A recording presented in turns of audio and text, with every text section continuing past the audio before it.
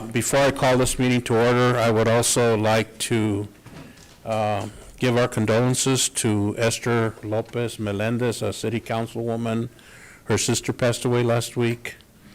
And so if you do see her, please share your thoughts and prayers with the Lopez Melendez family during a time like this when you have a sister or a family member pass away. So with that, I will go ahead and call this meeting to order. Bob, I'm going to have you do the pledge today.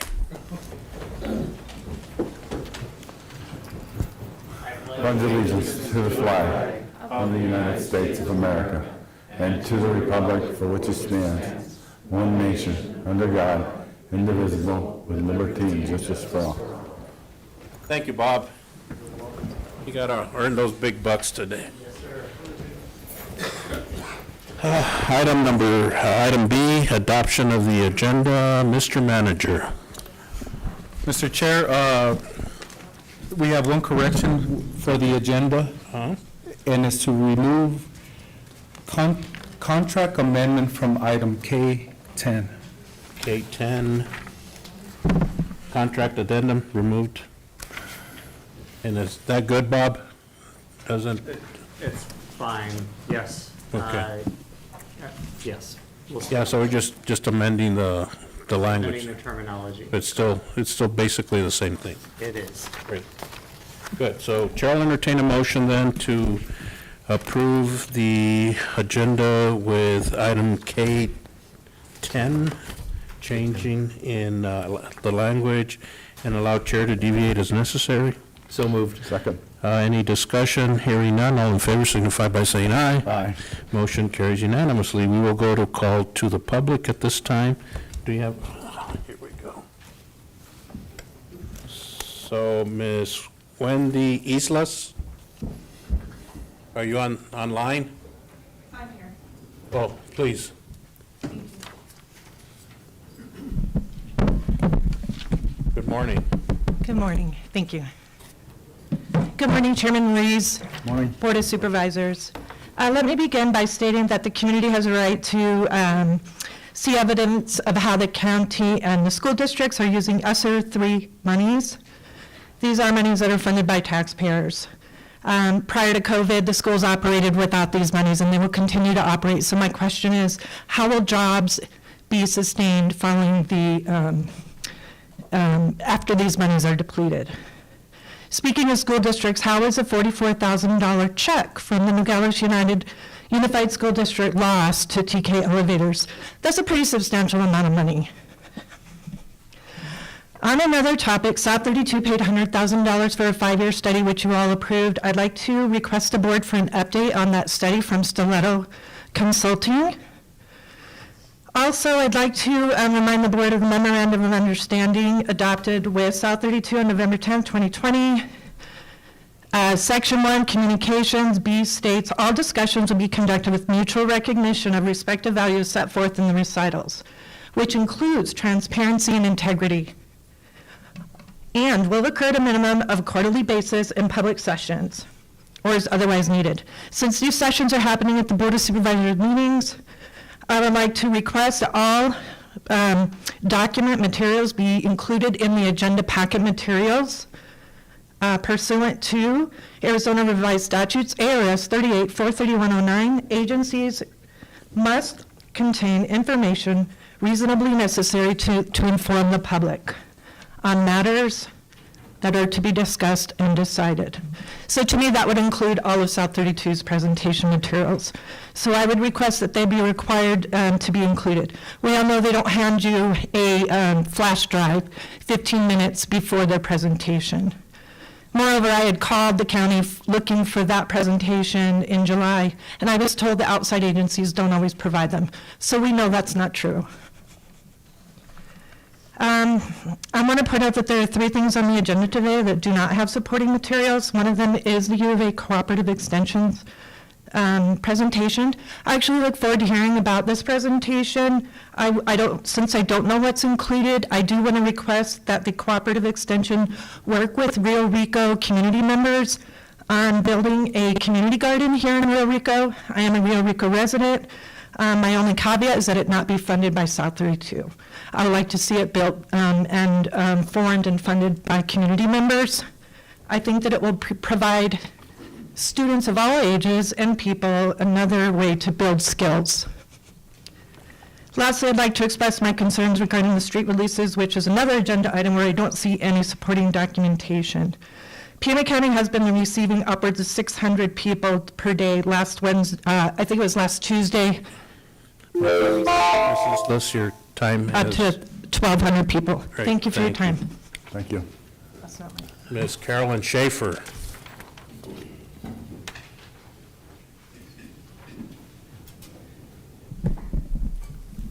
Good morning, Carolyn. Good morning. Morning. Greetings supervisors, county staff, and the public. I am Carolyn Schaefer, and I comment today as board president and mission coordinator of Patagonia Area Resource Alliance in support of agenda item G2, discussion possible direction regarding a letter to the Environmental Protection Agency to exercise its authority over the Arizona Department of Environmental Quality to ensure that ADEQ fully complies with its obligations under the Clean Water Act. The mining company's original Astepes permit expired on January 7th of this year. On March 9th, ADEQ issued a renewal permit. The renewal permit was appealed by PARA on the basis that the renewal permit violates the Clean Water Act because, one, the Hermosa mine is not a new mine, it is a new mine or a new source that is subject to new source performance standards and requirements under the Clean Water Act. And two, the mining company cannot discharge into the impaired waters of Allen Gulch and Harshaw Creek until ADEQ has performed a waste load allocation for these waters through a total maximum daily load study. On June 9th, ADEQ withdrew the permit renewal. PARA wrote to the EPA on July 7th requesting that the agency exercise its oversight authority to ensure that ADEQ fully complies with its obligations under the Clean Water Act. The EPA sent a letter to ADEQ demanding that the agency submit any proposed permits to EPA prior to issuance, as well as any relevant receiving water results in each creek. Billable time is public information, and we can see that EPA and ADEQ are in ongoing conversations about this permit. PARA is concerned that the mining company will begin to discharge without a legal Clean Water Act permit, and that will destroy any ability on the part of ADEQ and the public to obtain true and correct baseline conditions for the receiving waters. Please write to the EPA and voice the county's support of the EPA exercising its oversight authority over ADEQ because of concerns about the violation of Clean Water Act regulations in a global biodiversity hotspot. It is important to protect the waters. This is not an anti-mining request. This is a request to notify the federal and state agencies to follow the regulations. For those attending this meeting today, I ask that you stand or give a thumbs up if you are on Zoom, if you also support this request. Water is life and must be protected. Thank you. Thank you, Carolyn. Dr. Anita Connor.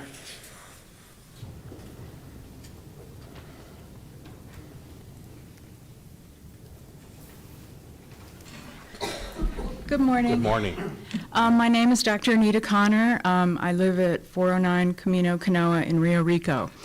I wanted to talk very briefly about some of the reasons that many of us are so concerned that you as the Board of Supervisors may at some point approve a manganese processing plant somewhere in Santa Cruz County, which South 32 continues to say is their preference.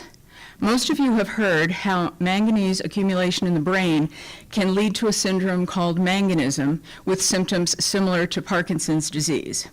I wrote to South 32 just over a week ago asking for details about the supposedly reassuring community health assessments and employee health monitoring that they are promising to provide. As of today, I have no response from them. Obviously, it would be ideal to have a simple test to look for total body exposure to manganese and likelihood of clinical toxicity. Think of how simple it is to get a throat swab to test for strep throat, for example. However, the situation is far more complicated with manganese toxicity. Blood, saliva, and urine levels are not helpful and do not necessarily correlate with manganese exposure. Studies have shown inconsistent results looking at hair or nail concentrations. Since the brain and bone are two places where manganese accumulates in the body, MRI studies of the brain and bone scanning using a neutron activation-based analysis may be helpful, but their cost and technical complexity limit their usefulness. How then does South 32 say they can protect workers and community members? And if manganism does occur, what then? Treatment consists of first removing the patient from sources of exposure. Sadly, this does not always lead to improvement in clinical symptoms. Usual treatment of heavy metal poisoning consists of chelation therapy with calcium disodium EDTA or para-aminosalicylic acid. With manganese, however, this may lower the blood levels, but it doesn't correlate with decreased clinical symptoms. The chelating agents like EDTA do not penetrate into the brain structures very well, so the clinical toxicity is not improved much, if at all. The para-aminosalicylic acid may be more promising in limited clinical studies, but is far from any kind of cure. Another option, the use of levodopa, which is very helpful in actual Parkinson's disease, does not have the same beneficial effects in the Parkinson-like symptoms of manganism. Other therapies have been investigated, but basically there is no clear-cut, safe, and effective treatment for manganese toxicity. Please realize that these are some of the reasons that we do not want any manganese processing or transport anywhere near any populated areas of Santa Cruz County. Please keep this in mind and protect our residents. Thank you. Thank you, Dr. Khan. Agustin Huerta.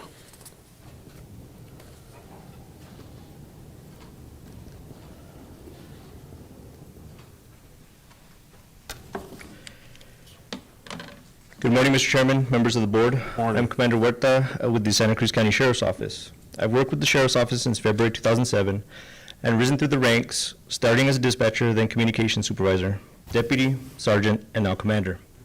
I'm here to provide an update on the communications upgrade project on behalf of Sheriff Hathaway and the communications project team, which includes Deputy Chief Castillo, Commander John Marquez, Santiago Gonzalez, Communications Supervisor Liz Huerta, Office Manager Janelle Rezgo, and myself. The Sheriff's Office radio system is in dire need of an update. Our communication center is the public safety answering point for all of unincorporated Santa Cruz County to include the communities of Rio Rico, Tubac, Tumacacari, Carmen, Amado, Sonoita, Elgin, and the town of Patagonia. The center also provides initial dispatch services for 4 county fire departments.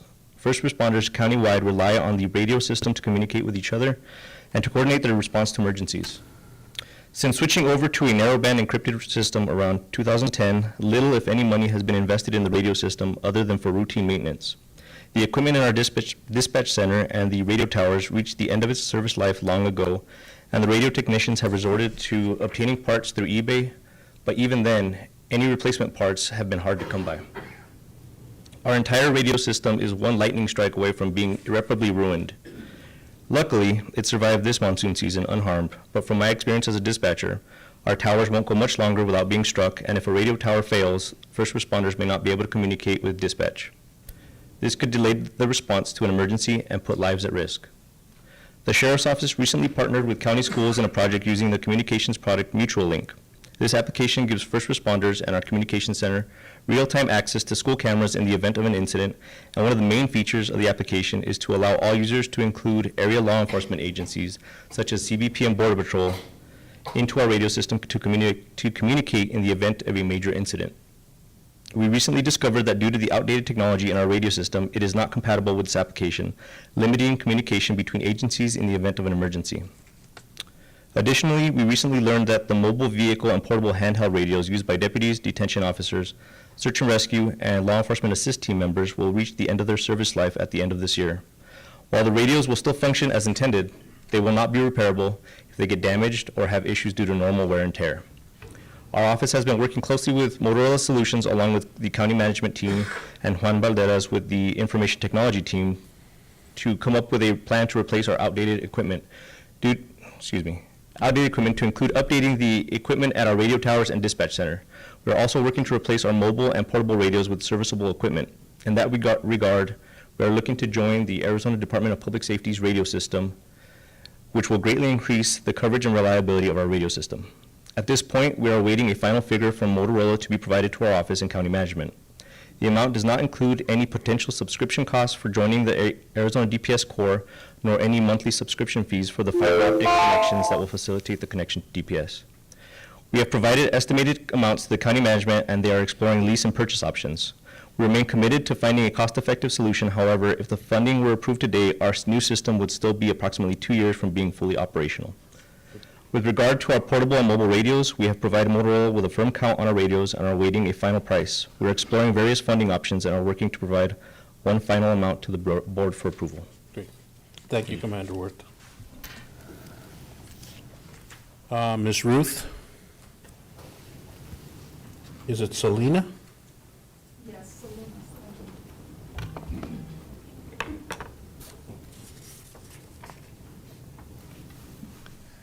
Good morning, Board of Supervisors. State your name. I'm Salinas Ruth. I live at 2074 Pendleton Drive. I am an attorney. I work with Global Family Legal Services. I do primarily immigration law.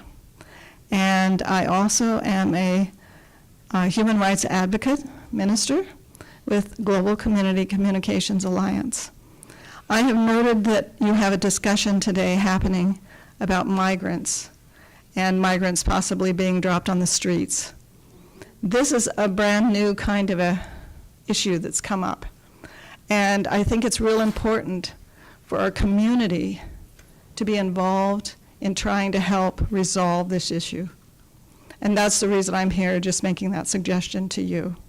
I hate to see all of this fall on your shoulders when I know that the world situation that's happening right now is something that we, as a community, all across the nation as well, are going to have to deal with. And dealing with it in the right way. We can't push it off on someone else. It isn't going to go away. So I think that our community is made up of a lot of very intelligent people who could possibly help come up with some kind of a solution. And so the reason that I'm asking you today to think about this more seriously is please don't discount us as helping you, and we want to be of help, and we want to rally our county to come forward and to see what we can do as a county to bring about a solution. We can't just send everybody to Tucson or Phoenix. We can't just say it'll go away. These are people who have a motive for coming here because they're struggling for their lives. They're our greatest resource. The human population is our greatest resource, so we need to figure it out. And, you know, I stand ready, and I'm making phone calls to other organizations and also other attorneys, retired attorneys, and so on. But it's going to take a whole lot of us thinking outside of the box, and we need your leadership. And so that's the reason I'm here today. Thank you so much. Thank you, Ms. Ruth. Thank you. Mr. Jerez.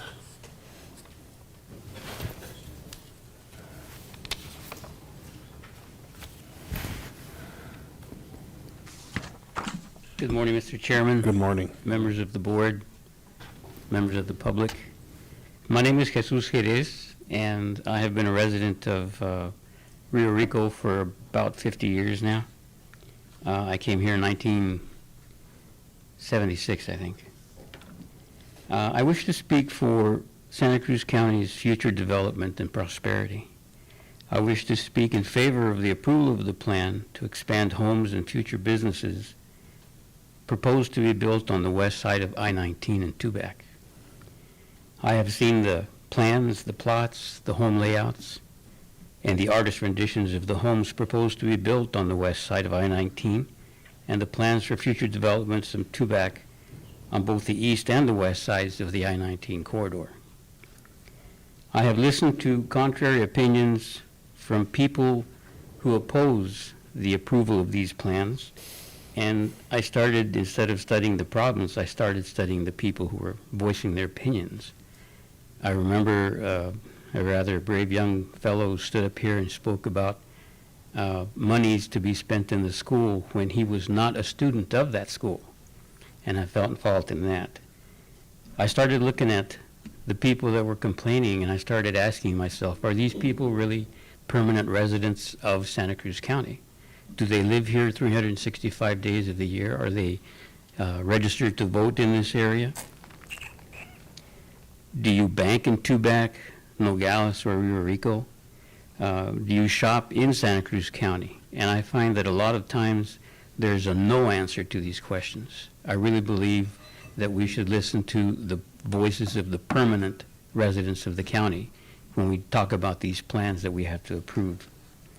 I do want to add my voice to Commander Huerta's description of a problem that's very critical, radio communications for law enforcement in Santa Cruz County.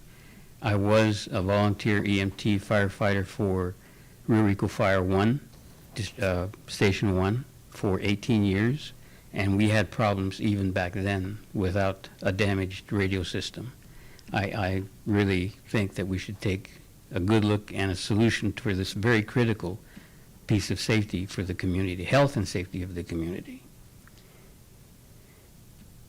So I reiterate, I'm in favor of recommendations to draw more businesses to Santa Cruz County and new residents to Santa Cruz County, and any new developments that might help improve our numbers and our tax base for this county. Thank you very much. Thank you, Mr. Jerez. Anyone else in the room wishing to address the board? Seeing none, anyone in Zoom world that would like to address the board, please raise your hand.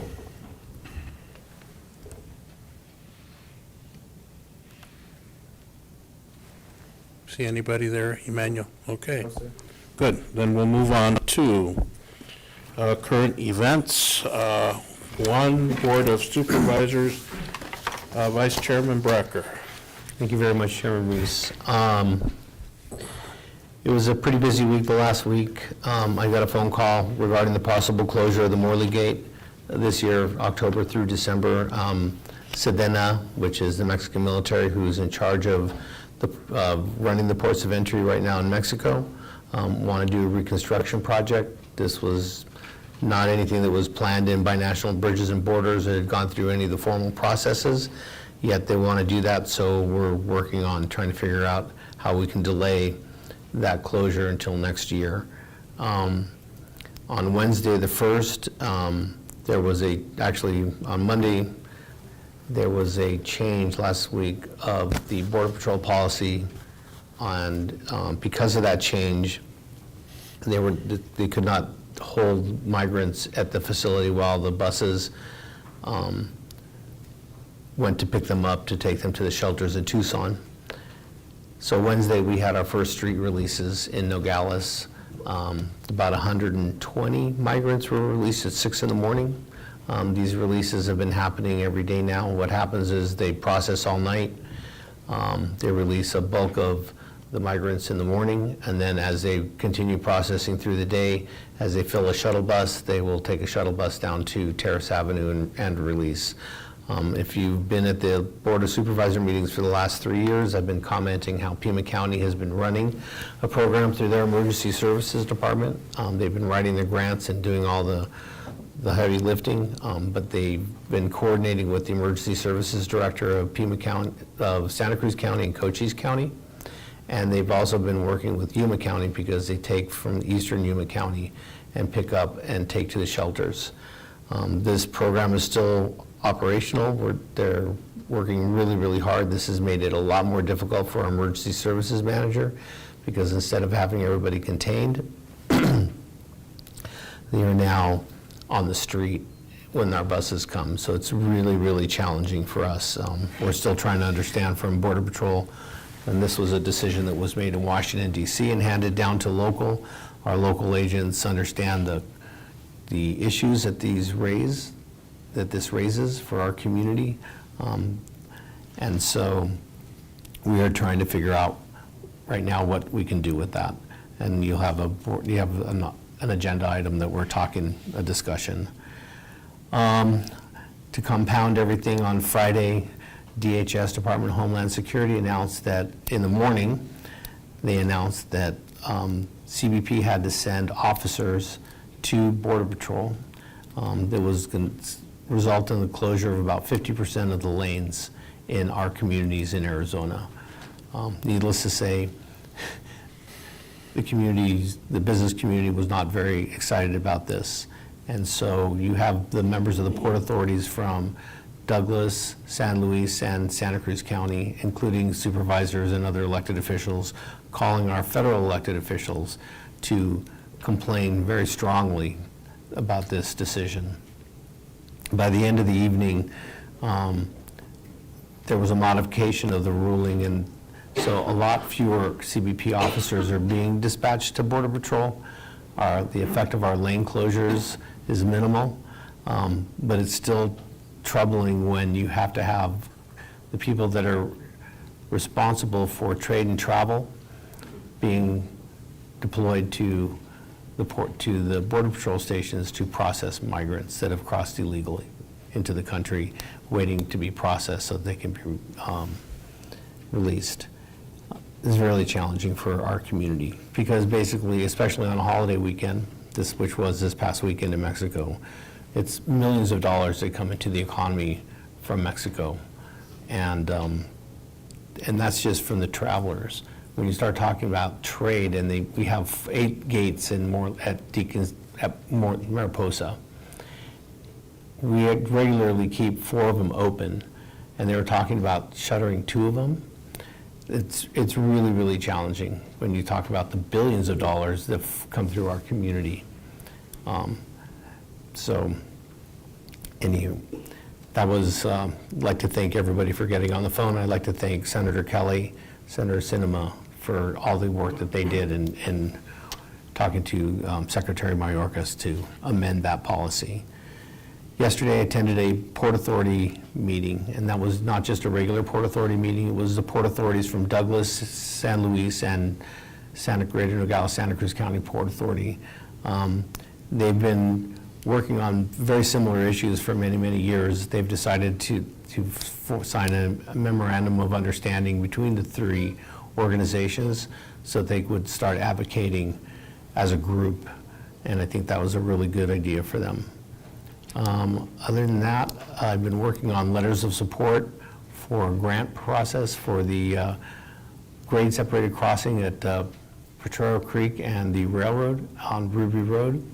So the county is getting ready to submit another grant application for that. And then finally, SEGO, after many years, Randy Heiss is retiring. That's going to happen on January 16th. SEGO has been going through a hiring process to replace the director. And they just announced yesterday that it was going to be Keith Dennis. Keith has been working at SEGO for several years and is an excellent choice to replace Randy. And Mr. Chairman, that's what I have to report. Vice Chairman. Supervisor Malera. Morning, Mr. Chair. Good morning. I have a few items to report. First and foremost, I attended the Jesus Cordova Memorial Golf Tournament. It was the 3rd annual 2 weekends ago, and I commend Carlo Garcia, Border Patrol agent, who does an amazing job with that fundraiser. All that money from that event goes to scholarships in Santa Cruz County.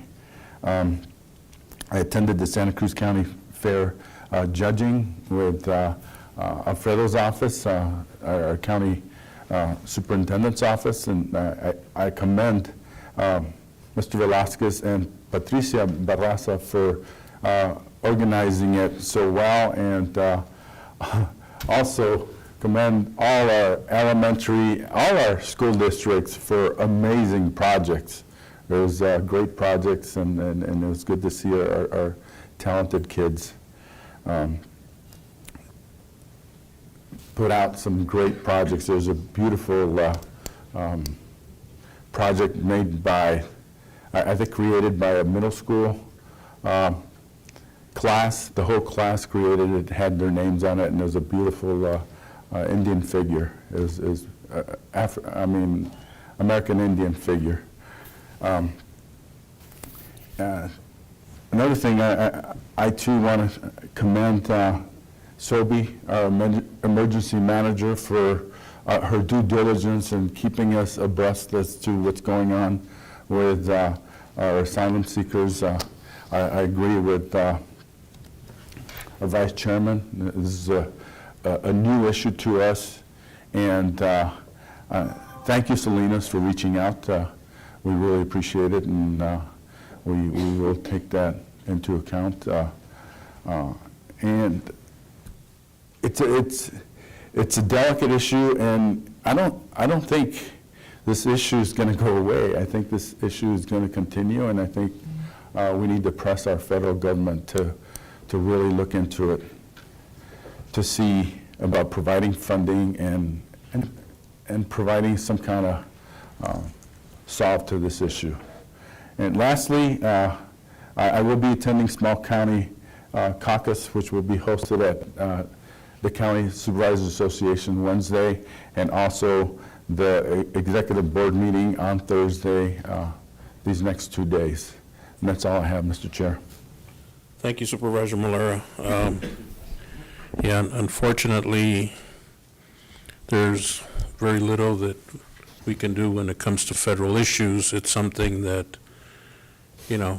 greater minds than ours have attempted to address and fix, but unfortunately, most of the time it's used as a political football. And we're talking about human beings. We're not talking about inanimate objects. And so I'm glad that Vice Chairman Bracker reached out to Senator's office to at least try to make some changes with the use of staff. They try to cut their nose to spite their face, and it affects everyone in this community. So the other thing that's looming is a government shutdown.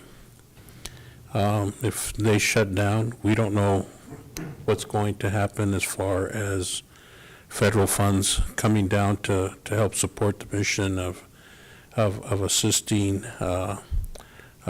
those migrants that are seeking asylum.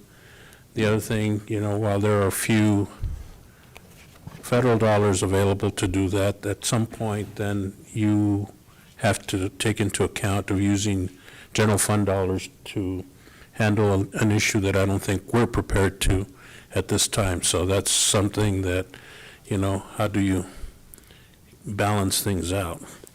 I have had the opportunity to attend, along with the manager, 3 meetings, along with the sheriff's staff, to discuss the communications issue. We had one meeting with Anama and Bob.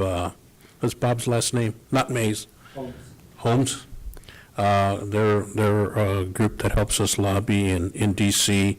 to try to at least find maybe some federal resources. I had a call into and got a call back from Mr. Chad Campbell, who's the Chief of Staff for Governor Hobbs. We were at that meeting. We talked, 10 minutes, and then he set up a subsequent meeting with Ms. Kanisha Jackson, Marisol, and then was it Lourdes Peña yesterday. They had told us that the city of Nogales had applied for a $10 million grant and included the sheriff's department, which we later found out it was just for their needs there. So we're trying to see if the Arizona Department of Emergency Management is going to offer some more funding. There are some issues that are affecting our sheriff's office. Of course, communications being the greatest threat to not just the security of the officers, but also of the community.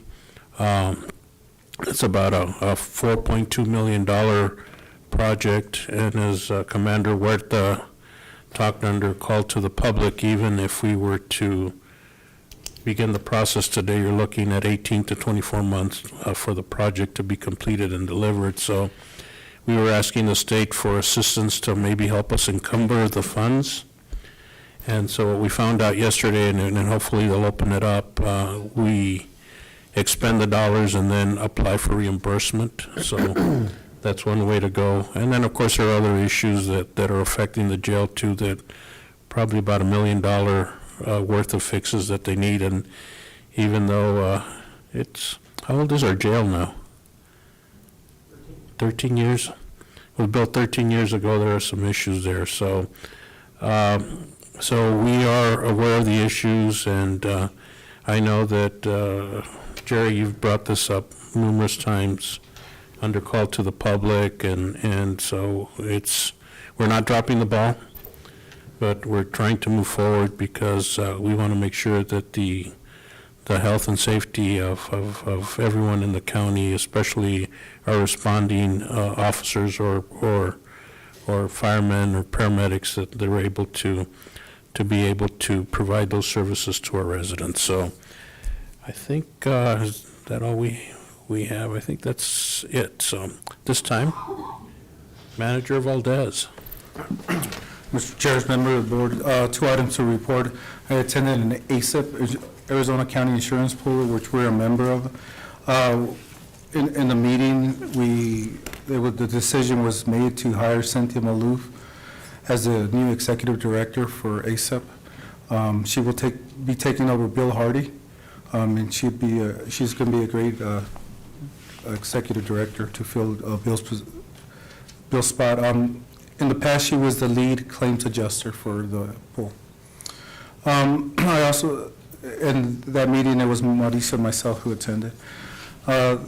The next day, we attended the county manager's meeting. There was 2 items that were brought up to our attention. One of them is in next year's elections, which is presidential elections, in case there's a recount, which there's strong evidence that there will be a recount.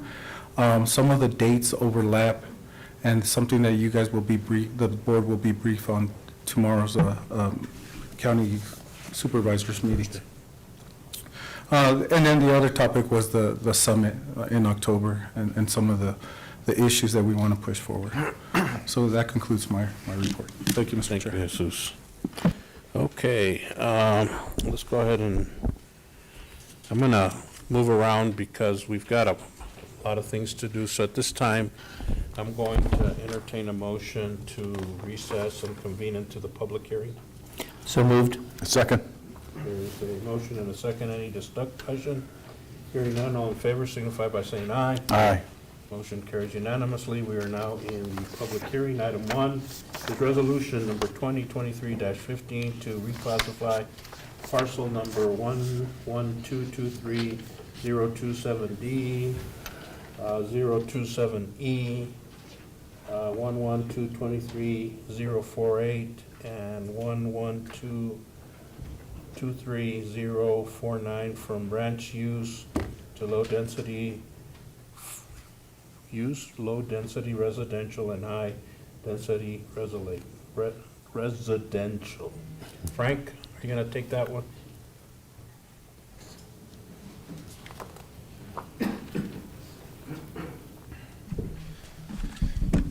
Morning, Mr. Chair, members of the board. Morning, Frank. How's it going? It's going. Good. So this is actually 2 items on your agenda are related, this minor comprehensive plan request, as well as the rezoning request. The way that this typically works is when they're processed concurrently because they're part of the same request, the minor comprehensive plan amendment needs to, as you've done in the past, be considered first and action be taken first, and then separately the rezoning item needs to be considered and action needs to be taken. The applicants have recently attended the last Planning and Zoning Commission meeting in August, and where the item was recommended to this board, both items were recommended to this board for approval unanimously, with the following conditions, ultimately that if this board chooses to approve both of those items, that essentially they don't, the ordinance and the resolution for the minor comprehensive plan amendment and the ordinance that ultimately would be for the rezoning request wouldn't effectuate until they met the conditions of approval, which would require the subdivision plat to be submitted ultimately, and And then once a subdivision plat meets the conditions of approval of the comp plan amendment and the rezoning, then within 30 days of the approval of a final subdivision plat, that's when the rezoning and the comprehensive plan would effectuate. I think that's important to understand because essentially it conditions, even if this board were to approve those items today, it conditions the actual comp plan designation change and the rezoning designation change on the condition that they submit all the documentation, and that's the subdivision documentation, and that's approved by this board as well. So it's like essentially, in other words, just simplifying that, saying the comp plan and the rezonings don't happen until they get a final approved subdivision plat that meets the conditions.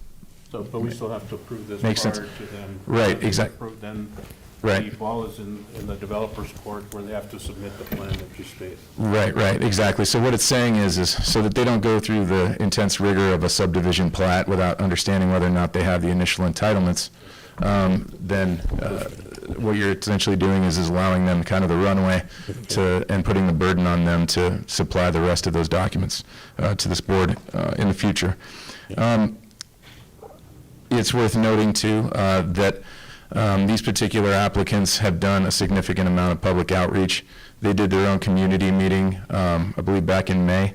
That was not a county-sanctioned item where they presented at the Two-Back Golf Resort, and I think had over 200 attendees. And then subsequently in July 27th, they attended the Planning Commission and did a study session. There were some voices of concern. We received 4 speaker slips in opposition at that time, and no letters of support at that time. But then subsequently, they attended the Planning and Zoning Commission at the end of August, which is last month. There were 3 speaker slips or letters of opposition received, and no letters of support. However, it's worth noting too that they weren't really letters of opposition. They were kind of worded in a way where they were letters of concern around some of the aspects of their project. Overall, the sentiment was positive, and then subsequently they attended the Santa Cruz Valley Citizens Council meeting on the 11th of this month, and we recently received a letter that I forwarded to the board on behalf of Clem Shute, the president, who said that overall the Citizens Council was in support of the project, and they were able to work through some of the challenges with, or some of the questions and concerns with the applicants. And then since the last Planning and Zoning Commission, Community Developments received 15 letters of support for the project as well. So I think that concludes kind of the overview of the item, unless you have any questions. Any questions from the board? Any questions from the public on item 1? Okay, then we'll go to item 2, ordinance number 2023-03, rezoning approximately 13.6 acres from B2 general business to multifamily, 13.64 acres of land from B2 general business to R1 single family residential, 4.72 acres of land from B2 general business to GR general rural, and 12.7 acres of land from GR general rural to R1 single family residential. Case number REZ 23-01. Frank. As I mentioned, I kind of gave you both overviews in the last item. So there's going to be some preservation of open space, ultimately some downzoning of one of the parcels in the property from a commercial, currently commercial designation to a residential designation, and then some upzoning from a low-intensity residential to a higher-intensity residential to accommodate the proposed housing on site. Great, thank you, Frank. Any comments from the board? No comment. Great, any comments from the public? Anybody online? And anybody in Zoom world? Okay, great. You don't see any, Emmanuel? So at this time, Chair will entertain a motion to adjourn our public hearing So moved. and reconvene regular meeting. There's a motion. Do I hear a second? Second. All in favor signify by saying aye. Aye. Motion carries unanimously, and our public hearing is adjourned. Those are Item 3 and 4 in action items. 3 and 4. Action items. Okay, so let's go to action items 3 and 4.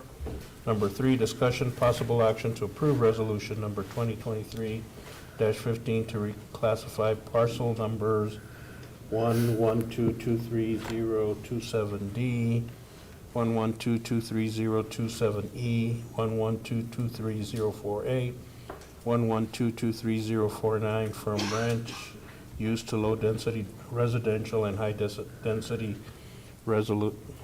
residential. Move to approve. Do I hear a second? Any discussion? Yes, sir.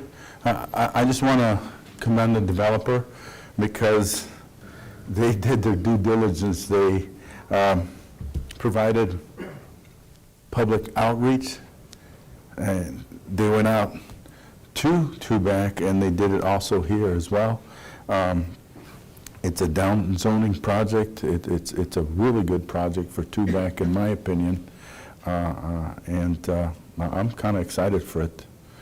And those are that's my opinion, Mr. Chair. Go ahead. I'd also like to thank the developer for the outreach that they did in the community and the various times that they approached the Planning and Zoning Board and worked with our Community Development Director. This is how planning and this rezoning process is supposed to work.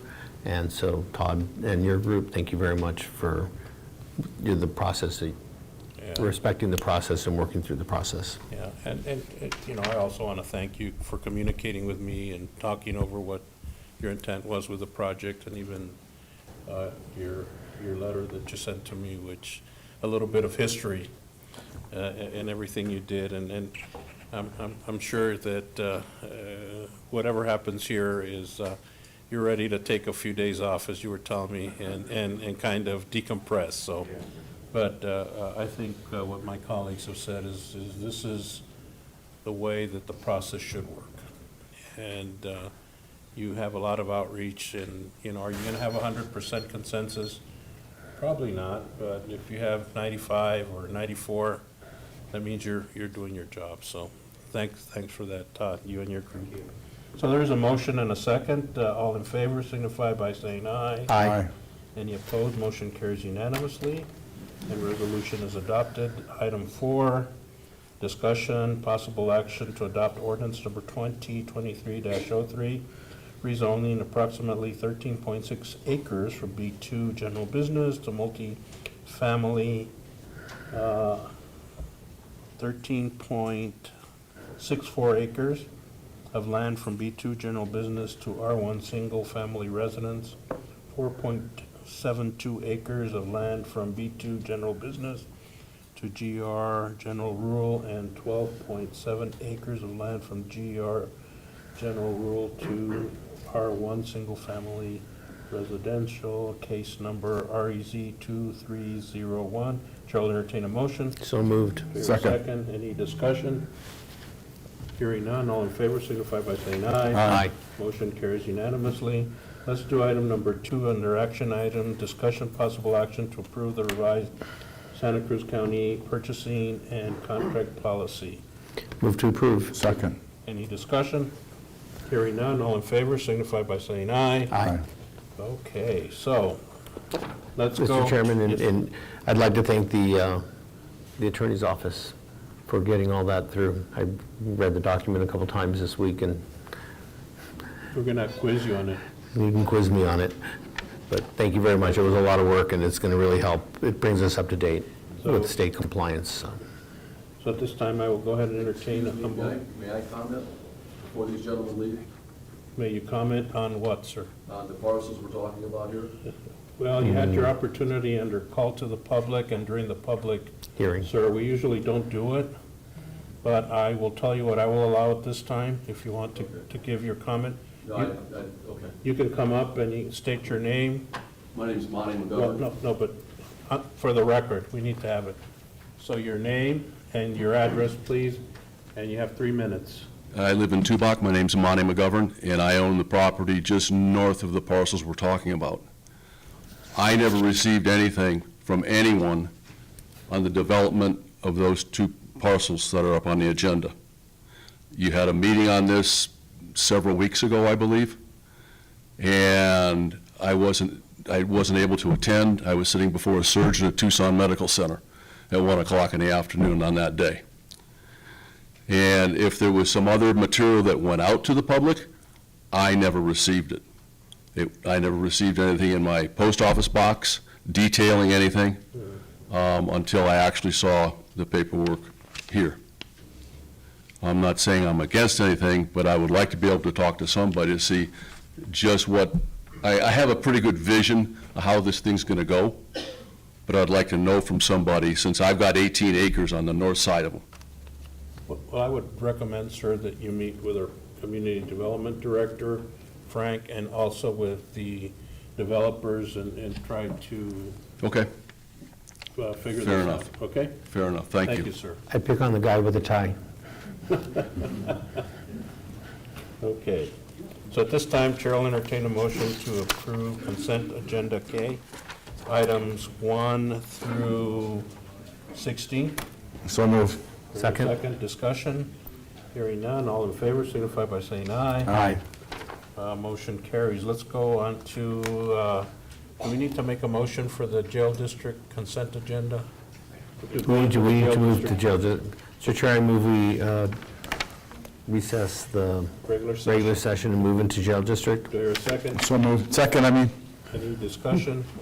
Hearing none, all in favor signify by saying aye. Aye. We are now in the jail district. Chair will entertain a motion for the approval of the consent agenda 1 through 3. So moved. Do I hear a Second. second? Any discussion? Hearing none, all in favor signify by saying aye. Aye. Motion carries unanimously. Chair will entertain a motion to adjourn our jail district So moved. and convene into the flood control. So moved. Second. Second, any discussion? Hearing none, all in favor signify by saying aye. Aye. Item flood control, 1, discussion possible action for authorization to fill vacant maintenance worker position. Is this a budgeted item? Yes, it is, Mr. Chairman. Chair will entertain a motion. Move to approve. Second. Any discussion? Hearing none, all in favor signify by saying aye. Aye. Motion carries unanimously. Chair will entertain a motion to adjourn our flood control, reconvene regular session. So moved. Second. Discussion, hearing none, all in favor signify by saying aye. Aye. Motion carries unanimously. Action items 1, discussion, possible action to approve and adopt proclamations declaring October 2023 as Domestic Violence Awareness Month, and item B, September 25th through 29th, 2023 as National Gear Up Week. Move to approve. Hear a Second. Any discussion? Hearing none, all in favor signify by saying aye. Aye. That takes care of all of that. So at this time, I will go ahead and, I know I was, let's go to finance, cash and investment. Oh, he's, Good morning again, Mr. Chairman, members of the board. Cash and investment report, the general fund has an overall balance of $16,182,900 with an investment amount of $11,936,000. The road fund has an overall balance of $1,981,018 with an investment amount of $7,332.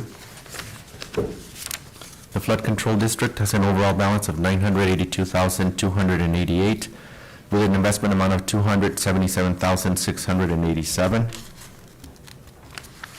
The jail district has an overall balance of $4,103,569 with an investment amount of just a little bit over $1 million.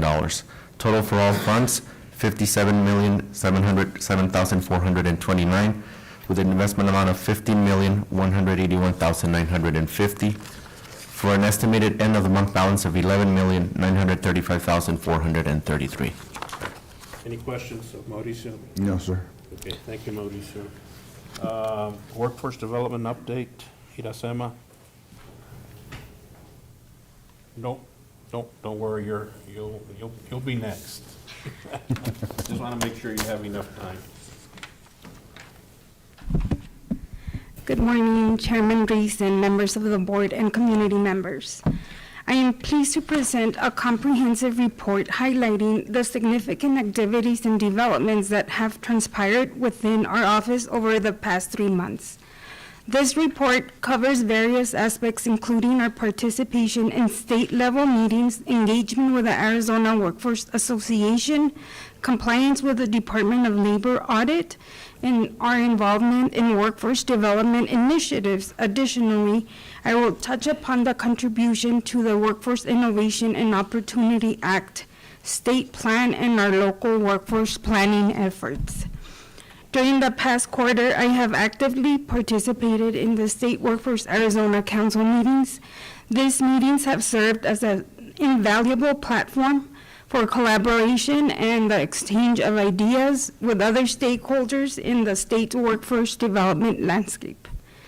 Our involvement underscores the commitment to staying informed about the latest trends and opportunities in workforce development. I've also attended the Arizona Workforce Association meetings. The AWA is committed to hosting focused training and development in areas of mutual benefit to members and system partners. Additionally, joint collaboration between local directors, direct service providers, and stakeholders promotes capacity building, networking opportunities, and strong system support for workforce development staff, state and local board members, and partner organizations. The AWA is a strong voice with the Workforce Arizona Council for federal budget allocation strategies and state and local performance, as well as promoting the reinforcement of the statewide branding and marketing campaign. In this meeting, the subject of the Department of Labor audits that were conducted for the state was discussed. While Santa Cruz County was not physically monitored during the audit, the focus was primarily on ADA compliance with our Arizona at Work job centers. We eagerly await the DOL's final audit report scheduled to be released by October 1st, which will provide further insights into the audit observations and/or findings. I'm proud to share that the Department of Economic Security provided Juan Valderas from MIT and myself the opportunity to participate in the National Association of State Workforce Agencies, NASWA, Masterclass Series on Accelerating Workforce Digital Transformation. This series is designed to equip workforce and education leaders with the knowledge and skills required to navigate the evolving digital landscape effectively. The series commenced in mid-August and will continue till the end of September. Every 4 years, states and territories are mandated to submit a WIOA state plan outlining their vision, goals, and strategies for the workforce development system. As a director, I was given the opportunity to participate in the planning process for the Arizona WIOA state plan. This plan, once finalized, will be reviewed by local boards to initiate the development of a local 4-year plan. The local workforce development board plan will be due for review to the Office of Economic Opportunities by September 2024, with implementation scheduled for January 2025. It is worth to note that all local workforce development boards have been granted a 6-month extension to complete their local plans. In light of our past challenges with staff retention, we are optimistic about the long-term stability of our new team. Over the past few months, our office has experienced significant transformations, especially in staffing within partners. I am delighted to inform you that we have successfully achieved a full staff complement, and our team is now operating seamlessly as a cohesive unit. I am pleased to report a notable increase in office traffic, primarily due to the end of produce season in late June. Over the last 3 months, we've had 3,531 clients visit our center, compared to 2,330 in the previous quarter. We do anticipate a decrease in these numbers in the upcoming weeks as the new produce season begins. It's important to note that these numbers include community members visiting our center to interact with staff from our 4 partner organizations. Our entire Arizona at Work team has been diligently working on the return of the Santa Cruz County Job Fair and Community Expo, which we were unable to host due to COVID. This event is highly anticipated. It's scheduled for Wednesday, October 11th, starting at 9 a.m. to 2 p.m. Currently, we have a total of 80 employers and community organizations signed up, and we hope to increase that number to at least 100 within the next 2 weeks. This event is of significant magnitude, and I commend the effort our staff has put into making it happen. In conclusion, the past 3 months have been marked by active participation in state-level meetings, engagement in important trainings, initiatives, and a renewed dedication to local and state workforce planning. We are committed to keeping the office at the forefront of workforce development efforts in Santa Cruz County. Our team is enthusiastic about facing the challenges and opportunities ahead, and we are confident in our ability to effectively serve our community. Thank you. Thank you. Okay. We're going to go to our study session.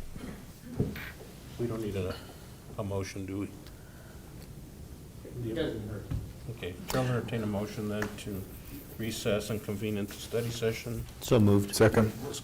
Any discussion? Hearing none. All in favor signify by saying aye. Aye.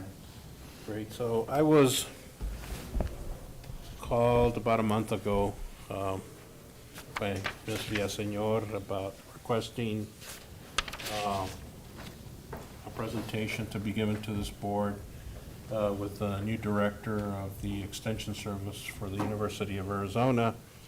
And I must admit that I dropped the ball. We were supposed to have it on September the 2nd. We didn't get it agendized. So I told her we would have it today on the 19th. So with that, Norma, if you'd like to introduce your special guest or director, and then we can proceed with a study session. Thank you. My name is Norma Ruiz Villaseñor, and I'd like to introduce Dr. Rodolfo Martinez, our new county director for our University of Arizona Cooperative Extension programs in Santa Cruz. Thank you. And now I would like to invite Rosie Stewart to start our presentation. Thank you. Thank you for your time, for having us here today.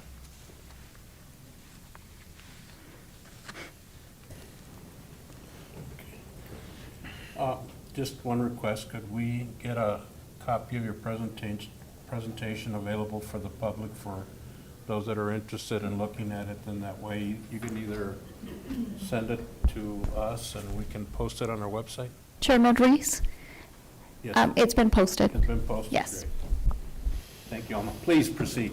Thank you. Good morning, Chairman Reese, Vice Chairman Bracker, and Supervisor Moleta, county staff, and members of the public. My name is Rosie Stewart. I am a Family Consumer and Health Sciences Area Assistant Agent based here in Santa Cruz County. Thank you for the opportunity to present on the University of Arizona Cooperative Extension, Santa Cruz County, and the work that we do. Next slide. So the Cooperative Extension Service is a nationwide non-credit educational network that addresses public needs by providing non-formal higher education and learning activities to farmers, ranchers, communities, youth, and families throughout the nation. One of the great stories in American education is the story of the development of cooperative extension work of land-grant colleges and universities. The University of Arizona was designated as the land-grant college in Arizona under the Morrill Act of 1862, and it has developed extensive community-based networks to provide extension services statewide to diverse populations since it was founded in 1885. The mission of the Cooperative Extension Service was established by federal law in 1914's Smith-Lever Act to take education from the land-grant universities to rural communities, increasing agricultural production and improving the quality of life. Since its inception, Cooperative Extension has engaged faculty, students, and community members throughout the country in educational activities aimed at developing the full range of people's contributions to the political, economic, and cultural life in their communities, states, and the nation. Two basic tenets of cooperative extension work has been supported through the years. First, Extension's mission is to make science useful. Cooperative Extension believes in the potential value of science and research to improve people's lives. Second, cooperative extension is based on the needs of people in communities and counties. Extension work brings people together in local communities to solve local problems. Today, the extension programs in Arizona serve as a statewide network of knowledgeable faculty and staff that provide lifelong educational programs in agriculture, youth development or 4-H, natural resources, family, consumer, and health sciences, and community and economic development for all. The University of Arizona Cooperative Extension programs often serve resource-poor communities in Arizona, particularly those with high poverty rates, low per capita income rates, low average family median income, and areas of low population density. In addition, many of the rural counties in Arizona have a profound scarcity of philanthropic and corporate resources. The University of Arizona Cooperative Extension Santa Cruz County is an outreach arm of the University of Arizona and the Division of Agriculture, Life, and Veterinary Sciences and Cooperative Extension. By improving lives and communities, our mission is to engage people through applied research and non-formal education to improve lives, families, communities, environments, and economies in Santa Cruz County. We provide a diverse menu of educational opportunities and programs to all communities in the county, and we will be presenting on those programs today. Next slide. The University of Arizona Cooperative Extension conducted a statewide needs assessment survey in fall of 2022 to better understand community needs and priorities. Cooperative Extension users, topical experts, and members of the general public from each county were invited to participate via online and paper surveys. Santa Cruz County had 165 survey responses. The top 6 priorities identified by Santa Cruz County respondents are quality K-12 education, recruitment and retention of qualified teachers, early childhood reading and language skills, water quality, infant and child health, screenings and early intervention for developmental delays. In addition, the University of Arizona Cooperative Extension in 2022 completed an assessment of the economic impact of cooperative extension in Arizona. The main question being answered with this assessment was, with all the rapid and dramatic changes that we are experiencing in our society, can the cooperative extension service model established over 100 years ago be relevant? The answer based on the assessment undertaken is that extension may well be more necessary and relevant today than ever before.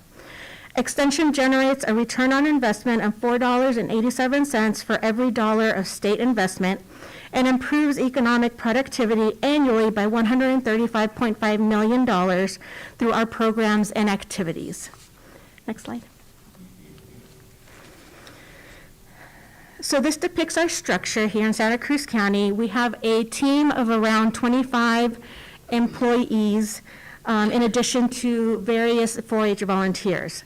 The majority of our Santa Cruz County team lives here, and several are born and raised here.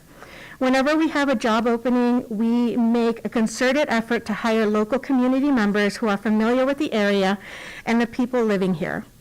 We support the communities we serve by providing jobs and contributing to the local economy since the majority of our team lives here, shops here, their kids go to school here, etc.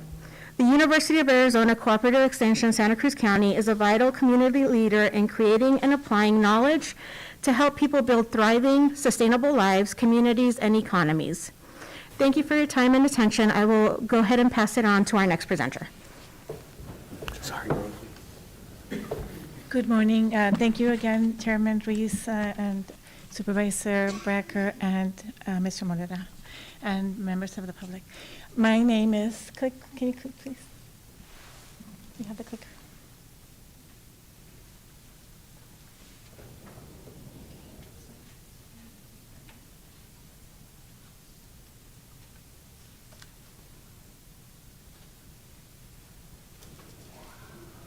My name is Norma Ruiz Villaseñor, and I oversee the 4-H Youth Development Program in the county.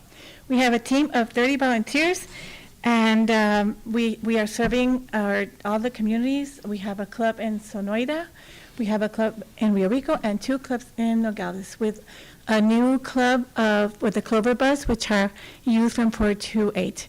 Our other club members are youth from 8 to 18. We are proud to say that we empower young people with the skills to lead for a lifetime. Here in the picture, we have the club here in Nogales, the Healthy Living Ambassadors of Santa Cruz County. Our assessment identified 2 top priorities in youth development, which are youth internships, apprenticeships, and mentoring for career development, and well-paying job opportunities at all skill levels. We are proud also to empower young people with their projects. They gain confidence, they learn how to work well with others, they gain independence and compassion, learn public speaking, leadership skills, community service, and civic engagement. Our main pathways of learning are STEM, healthy living, agriculture, and civic engagement. We also provide state and national opportunities, like the summit at the U of A is a career orientation camp on campus, and the JOLT of opportunities for leaders of tomorrow, the Ignite conference in Washington, state and national ambassadorship, and we connect students with employment opportunities at the U of A when they go study their careers. And we also provide scholarships. These are our clubs. Sorry. These are our clubs. We have almost 250 youth in the county. The Healthy Living Ambassadors on the left, they promote healthy living in the community with their peers and families. They give nutrition classes in the schools, primarily middle schools and high schools, and they also we have built a garden at the Nogales High School, and we have more plans to build more gardens. The agriculture, this is an example of our agriculture program in Sonoita. Samantha Twaits, she was in the Mustangs Club, graduated already. She sold, really nice story, she grew and learned about growing out her steer, sold it at fair, which is sad, of course, but she also made $10,000, which paid her way to college because that money she used towards her college education. On the left here, we have Yuridia Sanchez, who only dreamed about, she gazed at the stars and only dreamed of how it was to be able to experience and learn more about aerospace. She joined our Space Mission Command project last year. She was selected to attend a camp, a 4-H camp at NASA, and now she is determined to work at NASA when she graduates from college. And on the right here, we have Iván Becerril, our state STEM ambassador. He attended a conference in Washington, D.C., and there he is speaking to Senator Mark Kelly about his experiences and also with the project in NASA. I went back, excuse me, forward. I'd like to share with you the youth impact that our 4-Hers have done in our community. First, the 4-H Healthy Living Ambassadors, they have served our elderly. They've been going for the last year to an elderly facility here in town, providing physical activity classes, sharing healthy recipes demos, and they provide companionship playing board games and just talking to them. And this has substantially increased and improved the emotional health and physical health of the senior citizens there. They presented this project in Washington, D.C., and they were awarded, and they are continuing this project and plan to expand. And I'd like to also share the youth impact of our tech change maker, Iván Becerril, who was selected as a national 4-H spokesperson for his outstanding community impact in Santa Cruz County. And here is his story. Oy. Can you help me? Thank you. No. You want to go to the link there where the video is? Yes. You got to go back. Back one more, and then right there where the YouTube is. Yes, thank you. And this is an example of how our youth are thriving and doing incredible impact in our communities.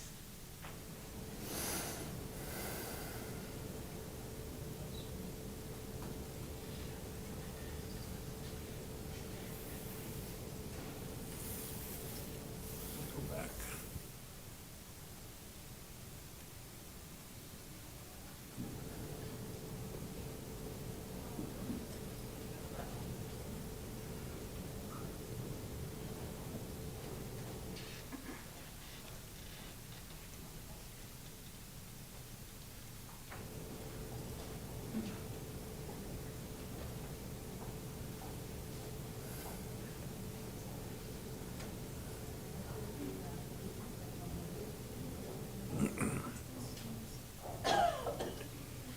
Not coming up.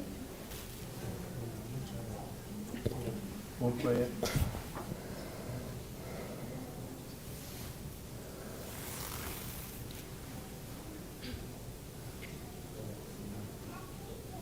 Technical difficulties.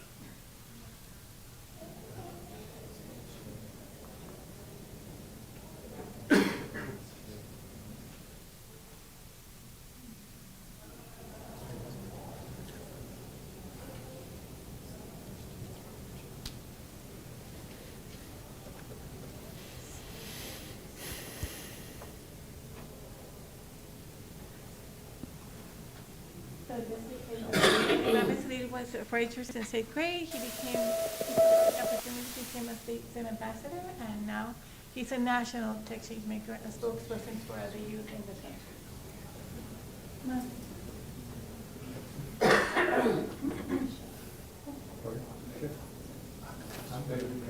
What's that? You want to skip it?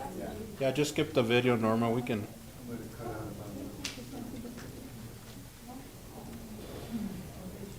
Yeah. I have it ready now. Oh, do you? Yeah. Oh, okay. Technical difficulties, we apologize.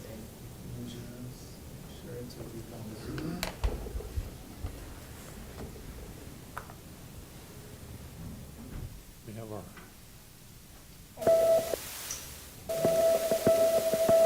The way, we take things for granted, like how to use a phone, how to use a computer. I realized there were members of my community struggling with basic technology. It impacted me a lot, and that was the main force that drove me to teach the people how to use their phones, technology, tablets, so that they can communicate with the world and open them up to more opportunities.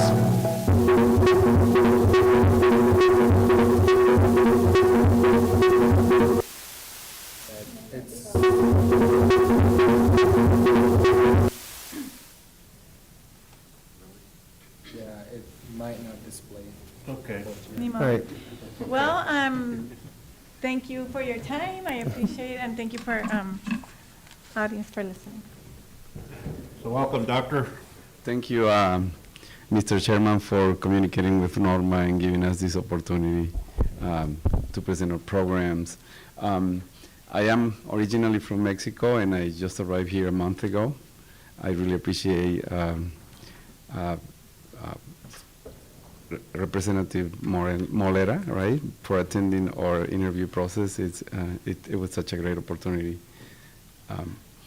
The expertise that I have is on horticulture and also natural resource management. And U of A has an interesting system where directors of counties are also agents. Mm-hmm. And so, we're not there only signing travel authorizations or so, but doing research and interacting with the community and undertaking programs. So my main goal is to develop a horticulture program for the county, intertwined with natural resource management strategies to sustain agriculture. So can we have the slides on the presentation? And on my experience here in Arizona has been for about 10 years. I work at Northern Arizona University and then in the Verde Valley for about 8 years, developing agriculture. And my background is on tropical agriculture. I did a master's and a PhD in Hawaii, but I have a lot of experience in dryland agriculture in Africa, and that's the reason my experience matched for Arizona environments. And the horticulture area, the assessment, the U of A assessment that Norma was talking about, came out in water efficient farming and ranching as one of the top priorities for the needs in this county, and also having enough quality water for irrigation and livestock, local food systems development, and community gardens. I understand the person that presented that need. Soil health is a big issue that came up, and sustainable and regenerative agriculture. So the new trend right now in agriculture is that we are able to produce food, but we're also able to conserve the environment. And that talks about conserving the soil, providing health to the soil, and also conserving the air and water resources. And that's called basically regenerative agriculture, because we are regenerating the health of the system. And so that's the focus that I'm going to be presenting on. Can I have the next one? In past experiences, these are pictures in northern Arizona, where I develop what we call an agroforestry system using mesquite. Mesquite it's a very interesting species, because a lot of ranchers and farmers don't like mesquite because it's in the way to produce better pastures or better crops. And from my experiences in dryland systems in Africa, people have used empirically a lot of the native trees to produce food in the drylands or in the desert systems. And they have, in Africa, for example, they use a species that is very close, a sister for mesquite. It's called Phaederbia albida. And they plant these trees in rows, and then they grow crops in the middle. And it's an amazing system. They are able to sustain their food production with incredible limitations in water and temperature. And so when I came here about 10 years ago, I started promoting mesquite. And the picture you see there is mesquite, about 8 years old. We planted it from seeds, and so it's grown quite rapidly. And you can see how mesquite is fostering the growth of watermelon and squash, and also all kinds of summer crops like tomatoes, cucumbers, and crops that need a lot of space. Mesquite provides a little bit of shade, and so it relieves the plants from a lot of the stress from heat, and also conserves moisture because it's not exposed. The soil is not exposed completely to the sun. And the main attribute of the mesquite is that it fixes nutrients. It helps the soil to fix nitrogen, and so it's also contributing to the health of the plant by providing nutrients. And that's one of the most important attributes of this system here that is called agroforestry with mesquite. And that's something that I really want to develop, and I've been talking to farmers in the month that I've been in the area. And most of them, but mesquite is not really helping us to do anything. It's just that lack of understanding of the importance of native species. And so we're going to start projects on that. We have connected with Nogales High School, and also with Rio Rico High School and some of the smaller schools to develop this type of projects, and there's interest coming up. I still haven't touched with farmers yet, but we are on that way to do it. And another system that I like to promote is the use of greenhouses. As you can see in the lower corner, there's a greenhouse there which produces or has producing cool season vegetables all the way from October to April.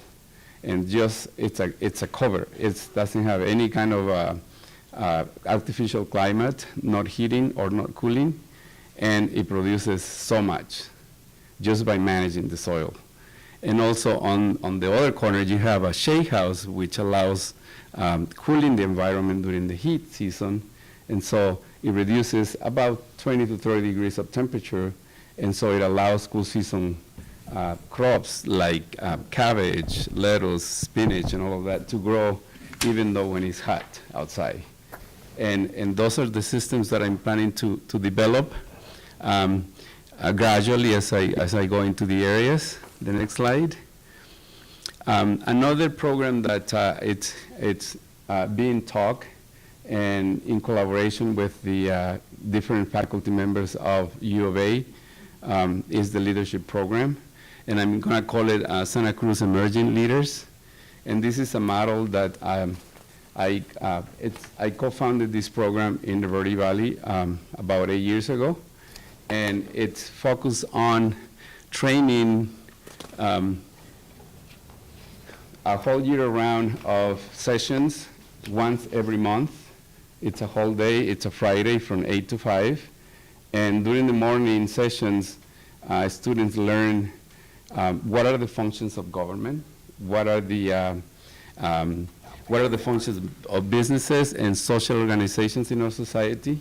So in a classroom setting, from classes from faculty collaborating in this project, we will basically provide the framework of government institutions and their programs and how they impact our communities, and also how ourselves, through this knowledge, are being able to collaborate more within our community, how we can participate more in our community. And these presentations are held like either in a community college or in the campus of U of A that we do have here. We do have it here in Santa Cruz. And the cost of this will range about $1,000 per person, because we have to pay faculty members, we have to, we provide lunch, we pay academic materials and all of that. And it's gonna be targeted to high school students. Basically, we're gonna be around the high schools nominating people or students that are outstanding in terms of academic achievement and also social work. So we will have a group of about 20 students from the different schools. And so the program will run in a way that in a year round, these students will have a 3-credit achievement from U of A that can be used for their careers while learning what we do here in our county. And so this inspires people to understand what we have here, but also the desire to return once they graduate from college. And also, this is going to be focused for government employees and the general public in a different kind of a session. And so the county employees, the city employees, and the general public are actually trained in these topics and be immersed in how we can expand our vision, how to be actively valuable in our community. And so those are the 2 programs we have on the road, and we are definitely talking about it with different entities and see if we can land funding to actually do it. And I really appreciate you hearing or giving us the time to hear these projects. Thank you. Thank you. Thank you. I guess the last time we had a presentation was, I think, Darcy. She was the one, and she was very instrumental in getting AmeriCorps helpers to come. I know they did some projects out here off of Country Club Road with the bird sanctuary there, and some other projects where they were out, working, creating little gardens and stuff. Are you going to restart your Master Gardener program? Yes. Okay. We are now in the way to work out. Sorry. Yeah. We are now in the way to work out a online training for a master program, probably beginning of next year. And so people are going to be able to take the Master Gardening program online. And so it'll save resources, and it will definitely attract more people into our gardening projects. We are now starting with high schools, but the idea is to work on community gardens, and the Rio Rico proposal is definitely something we definitely want to start working soon. Yeah, and I remember that the part of the Master Gardener program was that they had to give back and work. There was a certain component, once you received your certification, that you had to work in the area that you were there to create these community gardens. So yes, there is a commitment in terms of volunteering hours to get the certification.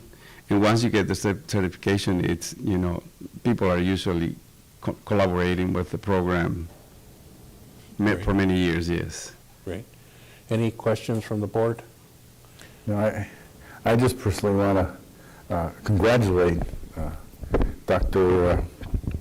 Martinez. Martinez, mi tocayo. No, I got to go through the interview process and your presentation, and the project in Africa was just amazing. What you did there, you know, it was survival. Thank you. And providing vegetables and food for those people was Yes. amazing. And just the process of, the soil process that you do is amazing, and it'd be great if we can do a community project here in Santa Cruz County. That'll be interesting. We definitely would like to start a community garden as soon as possible. Part of the key on a community garden is preparing the soil, and that usually takes several months, like 6 months, for the soil to be ready to support growth, because our soils are really poor, right? And so if the sooner we start a project like that, and if you have suggestions and how do we actually structure a garden for the community, that'll be great. Perfect. Thank you. So we do have other programs that are coming in the presentation. Okay. Thank you very much for that. Thank you. Who's next? I'm Regan Durfus. I'm a program coordinator for the nutrition program. I just want to check in on time. Should we wrap it up?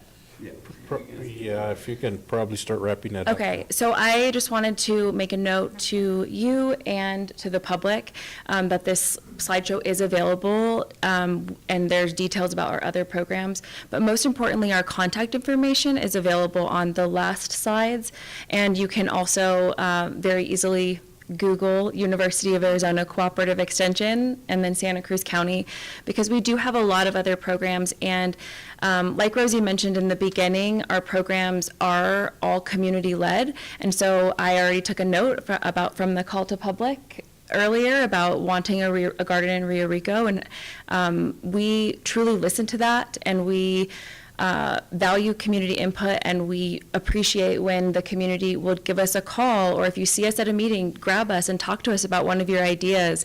We have a huge range of programs, from livestock and horticulture to parenting programs to physical activity walking groups on the multi-purpose trails that have been developed.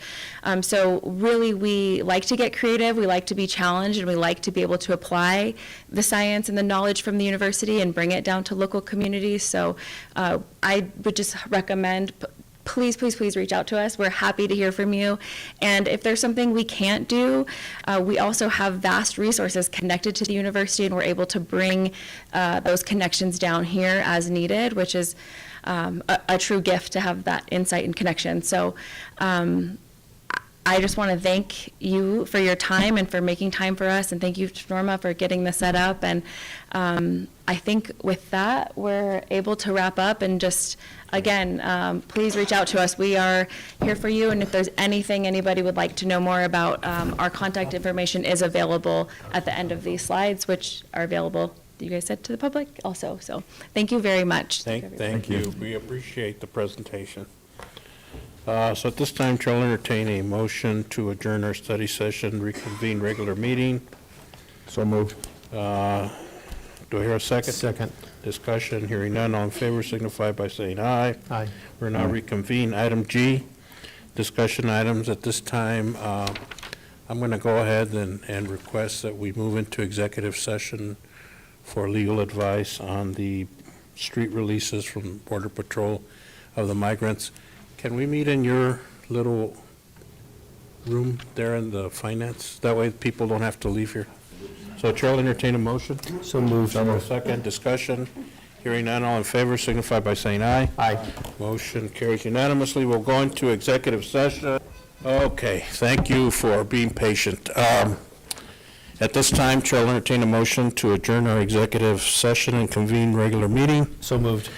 Discussion, hearing none, all in favor signify by saying aye. Aye.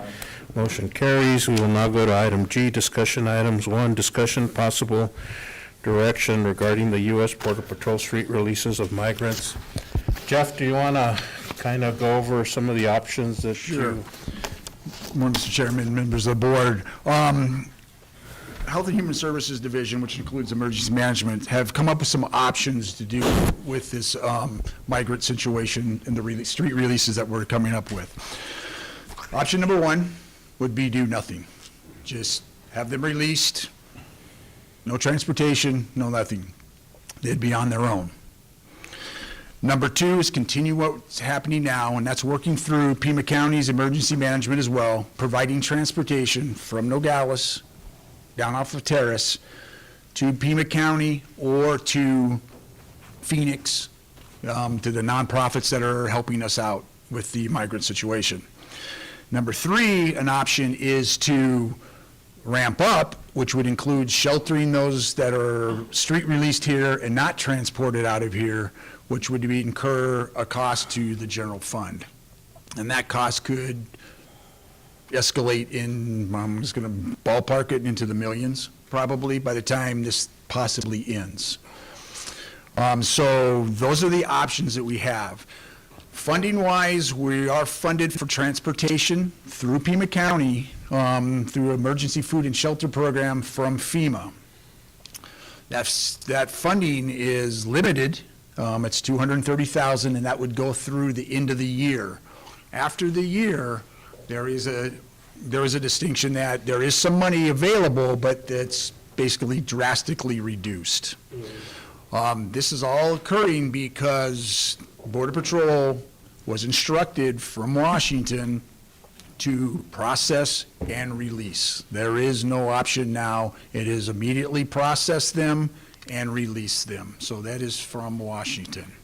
So those are the options that we have to present to you for your discussion and or direction for us to continue. Okay. So we have option one, option two, option three, and option whatever we create. Or if you have other options you may come up with, correct. Well, one of the things, though, is that even if you would, this is just for discussion purposes, would agree to only do option two, you still need staff to be on site to make sure that that the migrants that are released are able to get onto the buses when they come. Correct. Released on Terrace Avenue. On Terrace On Avenue. Terrace Avenue, yeah, we would have to have staff there as they are unloaded from BP's buses or shuttles and verify their paperwork to get them on the transportation buses up to Phoenix or Tucson. Correct. So that's what issue. We don't know what the city of Nogales is going to do since it is within the city limits, right? Have you? So Correct. maybe what I we need mean, to. Jose has met with them. He may be able to. Good morning, Mr. Chairman, members of the board. We have met with the city of Nogales. We've made a request for, porta potties, dumpster, and staff, if they could assist in us regarding this process, but we're still waiting to hear back from them at this point. Yeah, and I know that we have a new spirit of cooperation, but this is one where we definitely need to know where they stand, because I know that the funds as currently available would be for street releases in the non-incorporated area. So if it was Rio Rico or Tubac or somewhere else, right? Well, it's the funding is to get used for transportation for the migrants. So it doesn't distinguish whether it's They're in the city or in the or county, okay. right. So that's good clarification.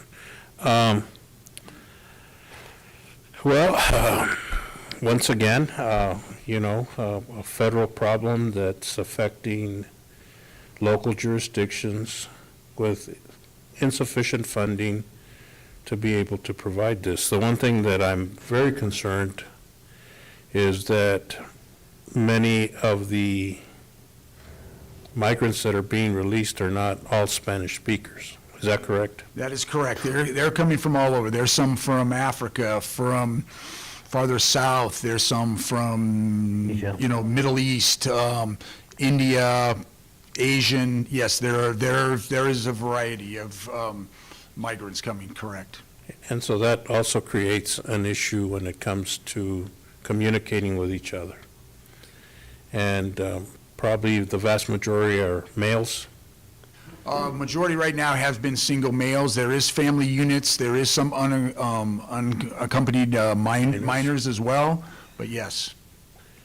And so, yeah, so it creates a big issue, especially with staff, so you would have to make sure that there would either be some sort of law enforcement component down on Terrace Avenue, just for the safety of staff.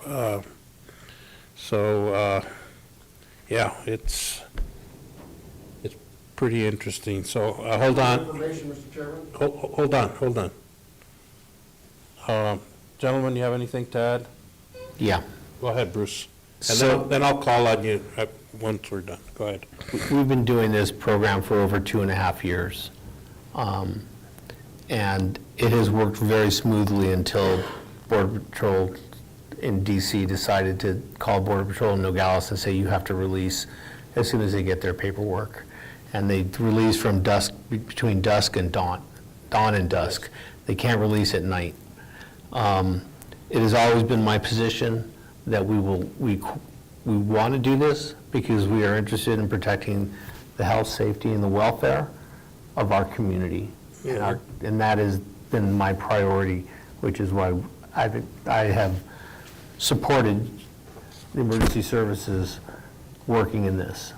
You know, I also want to see migrants treated humanely. But because of the directives from Washington, they're making it virtually impossible for this community to do what we want to do. We simply do not have the resources. Even when we signed this grant application, the subrecipient agreement from Pima County that gives us access to $230,000, you go through that money so quickly. It's unfathomable. And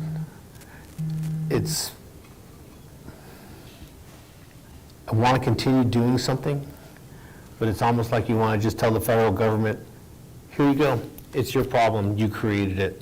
We've been working with you for 2.5 years, we've aided you, we've assisted you, we've taken care of your migrants, we've found that with Pima County, we've set up shelter programs throughout the state, Pima County and Maricopa County, we're doing the heavy lifting for you.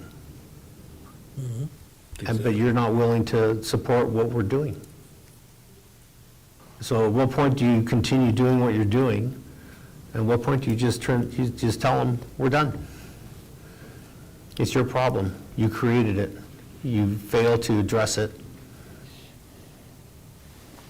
And that's pretty much where I'm feeling that's what I'm debating right now. When we talk about option 1, option 2, option 3, they're talking about releasing people. Border Patrol processes all night. So this morning, the release was 230? Well, right now, as of 11 o'clock, it was 299. So how many showed up at 6 o'clock in the morning? 167. So at 6 o'clock in the morning, we released 167. It's September right now, so at 6 o'clock in the morning, the weather is 70 to 60 degrees. In November, the weather is going to be 30 degrees. In December, the weather is going to be 25 degrees. They're still going to be releasing people at 6 o'clock at dawn, whatever time dawn is. Are you going to, as a community, do we want to see people released into the street at dawn to have nothing but a shirt and a pair of slacks? Or a blouse and whatever? Yeah, doesn't make sense, Bruce, I understand. Mr. Mr. Chair. Malera, anything to add? Yeah, I can contact the mayor to see if we can get support with the items, the dumpster, the porta potties and security and staff. I'll get a hold of him. I agree with what my colleagues are saying wholeheartedly.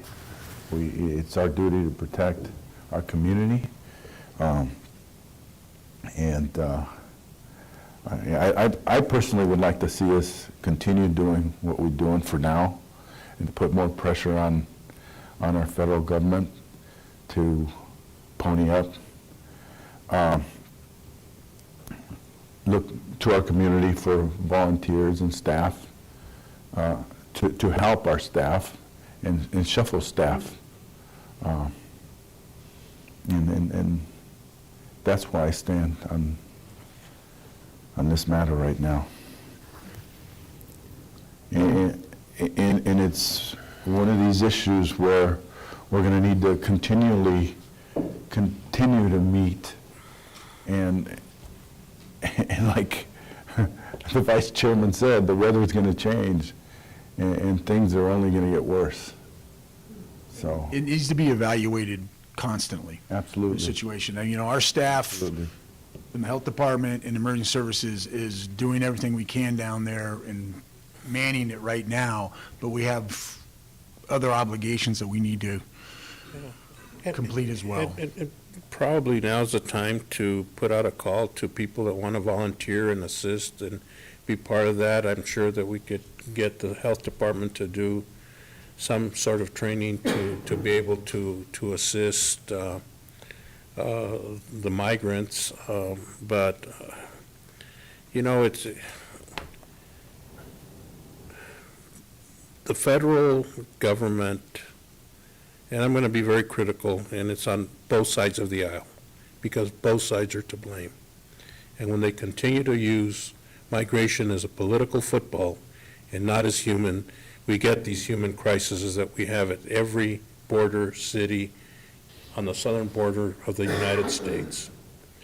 And everybody, whether you want to put a barrier on the river with barbed wire or whether you want to have people patrolling the border, they find no meaningful solution. These people are let go. We don't know who they are. They're not vetted. We don't know what their background is. We can't expose them to community members, and not because we're not empathetic. We realize that families and people are trying to better themselves because of the situations that are occurring in their countries. But once again, it's a failure of the federal government to say, border communities, what is it that you need? What can we do? And the thing that they need to do is, number one, is reform immigration. Number two, have the resources available for their cases to be adjudicated on the spot instead of releasing them.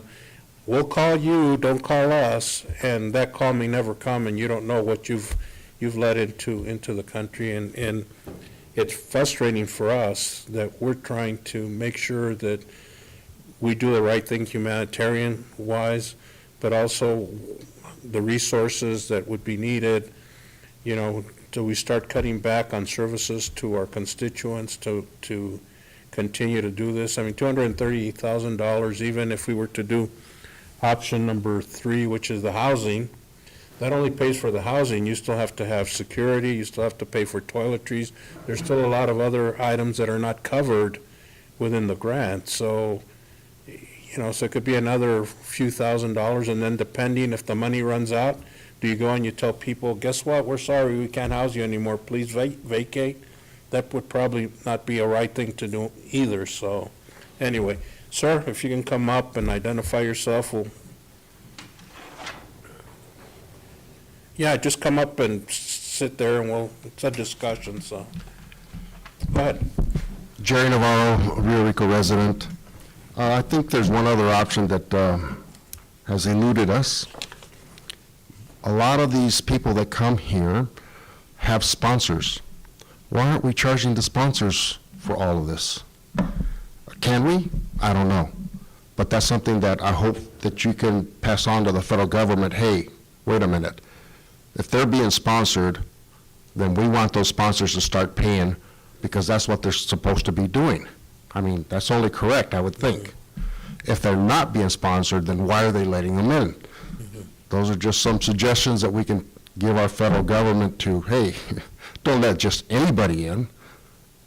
I mean, let's face it, we can't afford it. We know we can't afford it. And all we're doing is making this into a cesspool. Well, we're kicking the can down the road. One thing, just to clarify, this is Border Patrol that's releasing. CVP is still doing the ad where you come up and you apply for it, and they go through the whole thing. Those are the ones that have the sponsors. I don't know if they're doing the same thing at Border Patrol, Jeff? Or Jose? CBP is continuing their program, and they're processing about 80 a day, but they're a different operation, and they get bused automatically to Casasolitas in Tucson, yes. So there's two issues. Yes. Yeah, with Border Patrol processing, they also have sponsors as well. Their documentation has a name and a contact of wherever it is their final destination is located. My time being down there, you know, I've talked to the other people on the line. They give me the phone and I speak to them and they're like, most of these people don't know where they're going. They think the airport is just across the street. So I speak to them and, you know, some people have the means to pay, some others don't, but that's where they all have sponsors once they're released out of custody. Well, maybe Border Patrol should contact them and tell them and send a bus ticket or a plane ticket for them to be taken to their final destination. I don't know if they can do that or not. Young lady? Hi, good afternoon, or morning still. No, it's good afternoon. Good afternoon. My name is Brenda Sanchez. I am the program manager at Southeast Arizona Health Education Center, a local nonprofit that has been in the community of Nogales since 1985. One of our missions at our organization is to provide support to both rural and migrant communities in Southeast Arizona. CHEC currently does provide support to migrants within Casalitas in Tucson. We have a cohort of community health workers that are providing culturally and linguistically appropriate education and information to these migrants. As Jose mentioned, most of these individuals don't know where the heck they are in the world. They don't know how large our country is. So one of the key things that we do is help inform them and provide them that support and one-on-one information as to this is where Nogales is, this is where you're going on the map. And we as an organization are committed to support the community of Nogales and the migrants coming through our community as the best of our ability.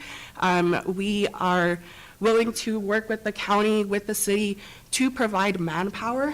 We can bring in volunteers from Tucson. We can pull in our local community partners. Nogales is a strong community, and I think we have seen that through COVID and through different migrant surges. This isn't the first time that we see a migrant surge. So I would just like to address the room. We are a strong community, and I know that we will be able to address this issue as a community. And I just want everyone to keep our local community organizations in mind that the county and the city is not alone. We have a whole community and people that want to be able to help individuals in the most humane way possible. Thank you. Great. Do you have the information? Yes. So we will be contacting you. Yeah, thank you. Thank you. Anyone else? Mr. Chair, I just want to personally thank Jeff, his staff, for all their hard work, along with Sobe and all their staff. We really appreciate what you guys are doing. Thank you. So I think at this point, I guess direction would be to continue to do. I think that there's three things that we need to do right now. Well, it says direction, but we can't vote on one of the options. Would that be appropriate, Bob? I'm still under discussion. No, okay. But I'm thinking if there's three things, I mean, you know, it's just give direction. You can. Okay. Okay, I go think ahead. there's three things that we need to do. I think, one, we need to hold a study session with the city of Nogales, because we're sitting here saying, what's the city going to do? We've asked them, we haven't heard back.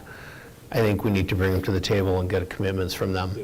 And if they have to go into their own little executive session to figure out what they have to do and then come back to meet us, that's fine, but we need to get that process started. So I would say that we try to schedule that meeting for Monday, if not sooner. The second thing I think we need to do is we need to write a letter to DHS and tell them the situation is untenable. You can leave out my four-letter words. You mean like happy? Happy. High? I also think that we need to write a separate letter to our senators and our federal delegation and just tell them what the situation is down here. I mean, Border Patrol is screening for communicable diseases, but their process is happening so fast that test results aren't ready by the time they're releasing.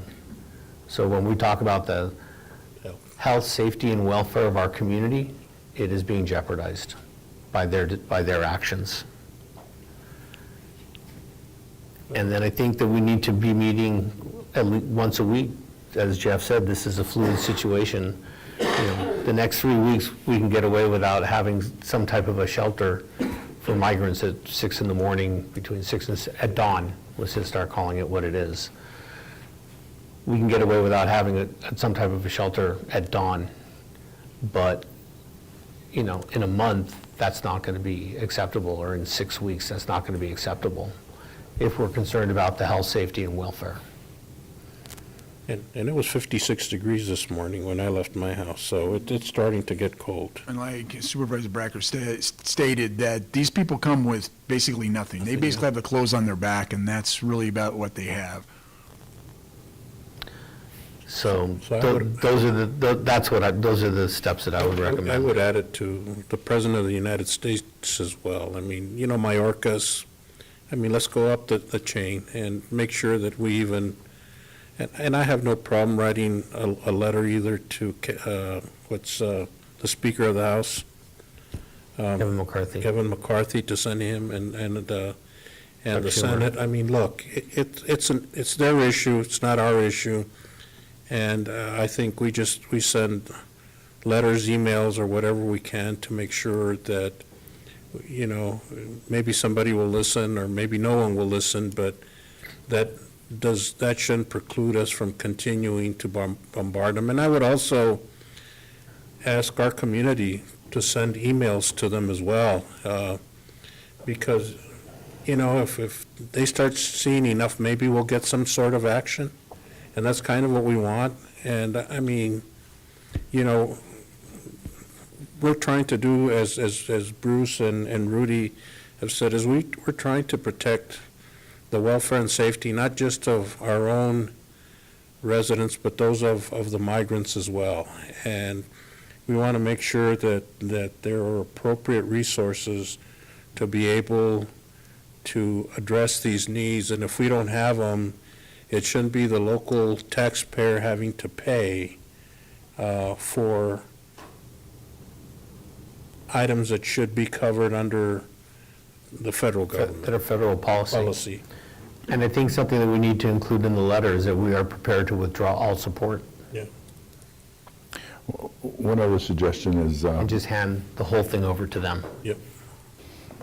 Mr. Chair, maybe including, putting together a resolution and including Yuma, Cochise, and maybe Pima, collectively doing something together.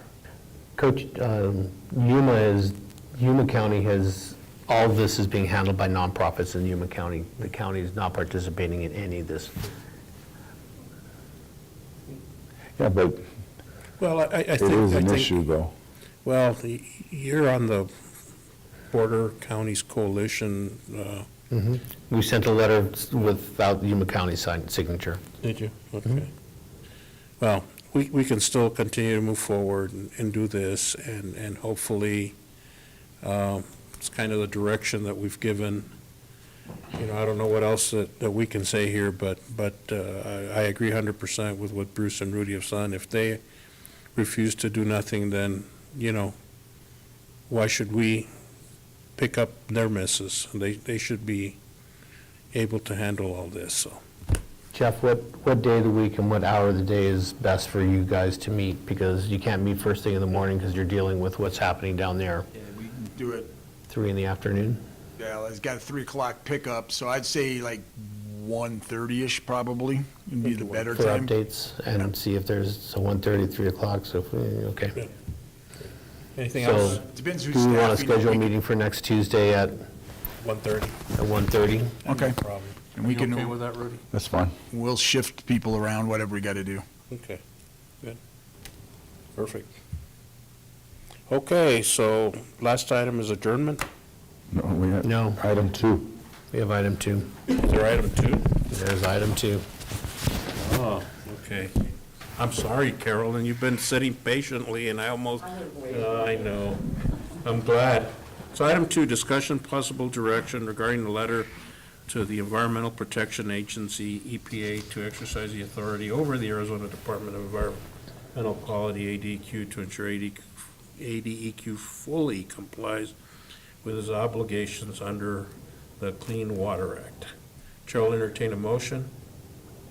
Is this, For discussion? Well, we can discuss it, absolutely. Yeah, this is a discussion item. It says discussion and possible action, so I'll entertain a motion for discussion. Thank you. so moved? Second. Okay, all in favor signify by saying aye. Aye. Aye. Okay, discussion. What do you, Jesus. Mr. Chair, members of the board, so we received from PARA a request that the board sign a letter and send it to EPA stating that they exercise their authority over ADEQ, over the water permitting process as it regards to South 32. The little that I did talk to the director of ADEQ. What he communicated to me is that they are working with EPA, and if we have any further questions, that he would come down here and talk to the board. And when is he able to come down? I waited for this agenda item so I could get direction from the board Okay. regarding this. I haven't researched it. We got this request about a week ago. I just want to bring it up to your attention to get some direction on this matter. okay, gentlemen, what do you want to do? I'd like to have the director of ADEQ come down to Santa Cruz County. Look, I have no problem citing a letter to EPA. You know, water's going to be the big next war of this country and of the Southwest. But I have no problem either having the director of ADEQ come down, and maybe we can put in a call to EPA and see what their procedures are to make sure that we protect the quality of water as it's being released. And it's a health and safety concern for me as well, so. Supervisor Malera? I agree, and I think one of the items that was mentioned earlier is the testing of the water to develop that baseline in an appropriate manner. And I think getting ADEQ down here and putting their feet to the fire is critical. Yeah, and I think you're right, Rudy. Once we get from them, if we see that they're not going anywhere at that point, that's the other option that we have, is to write EPA and hold the state's feet to the fire. So maybe we can do it. You had something to say, Carolyn, if you go up to the mic? And anybody else after Carol? And anybody else? Thank you. I appreciate all your comments. I did want to clarify, you say the director of ADEQ. Who are you speaking with? It's not the director of ADEQ. I apologize for that. It's the director of water quality for ADEQ. Oh, you're speaking with Trevor. Okay. Yeah, and I wanted to clarify that because the new director of ADEQ is Karen Peters. And she has had to recuse herself from everything related to South 32 because she is married to a South 32 lawyer. So I wanted to be sure who you were speaking with on this. Oh, no. Well, thanks for letting us know. It's very complicated. Thank you. So. And you thought Nogales was small. So if you can reach out to the water quality person and come down here and we can go from there. Yes, ma'am, if you could come up to the podium again.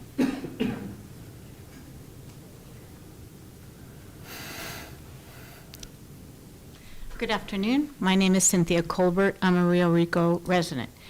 From what I read in the agenda, I don't think there's a problem with sending a letter to the EPA stating our position, and having the water quality director come down, because the EPA should know officially what our concerns and our position is.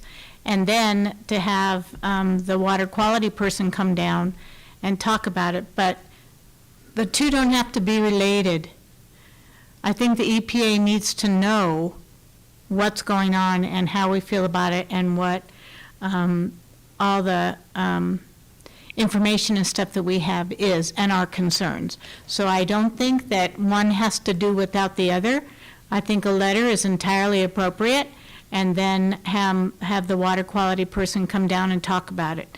But if we don't take the step forward and contact the EPA, I don't think that it's going to be taken as seriously as we would hope. Thank you, Mr. Thank Mayor. you. Jesus, there is a time is of the essence in this request for Trevor to come down and meet with us. So we're talking in the next 10 days. Understood, thank you. Wendy Islas. Yes, thank you, Mr. Supervisor Brackler, for stating that. I was just going to state, my question would be, how critical is time being of the essence? Will there be some action by SAW 32? I feel like a delay in sending the letter could interrupt some very important processes that need to take place, so I would encourage the letter to be sent immediately. So thank you for that consideration. Last one, and then we'll move forward. And I'll answer your question. The reason that we need to act as quickly as we can to the EPA is because South 32 at last month's advisory panel said that they believe ADEQ, that ADEQ has told them they can go ahead and discharge without a permit, which just isn't true. So that is the urgency, and thank you for asking. So, yeah, so, you know. And I guess in our communication with Trevor, we need to express that we do not want any discharge until we've had time to work on this. Absolutely. Okay. Yeah, and then that way, if we don't, we'll just have a letter ready and sign it and send, if we see what's going, if they're trying to stonewall us or do anything. We should write a letter to the governor that says we don't want any discharges until we have a couple weeks to process this. Anything else? That's it. So that's a letter to the governor, an invitation to come speak to us, and a migrant meeting next next Monday at 1:30. Thank you. Okay. No pressure, there's no pressure. So, okay, so we've Move to given adjourn. direction. So there's a motion to adjourn. Do I hear a second? Second. Discussion, hearing none. All in favor signify by saying aye. Aye. Stand adjourned.